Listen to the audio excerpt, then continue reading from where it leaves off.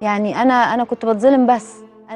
لأ بُص أنا باحترم نفسي جدًا، ونفسي غالية وعزيزة، يعني عندي كرامة أوي، ما باسمحش لحد إن هو يجرحني، وكمان ما باتّقلش على حد، والله يا عمرو والله العظيم.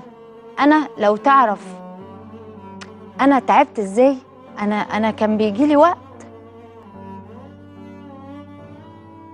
وحياة ربنا من الزعل كنت باخاف أنام ما أقومش، كنت باخاف عشان عندي ولاد، فبافضل صاحية مش قادرة إن أنا أنام.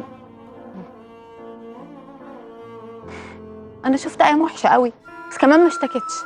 يعني أنا كنت باقعد مع أصحابي كانوا بيقولوا إيه ده هي واخدة حاجة ودي والّا إيه، واخدة مهدئات والّا هي إزاي صابرة أوي كده وكنت عادية، وعلى فكرة ما كنتش متضايقة، والله ما كنتش متضايقة.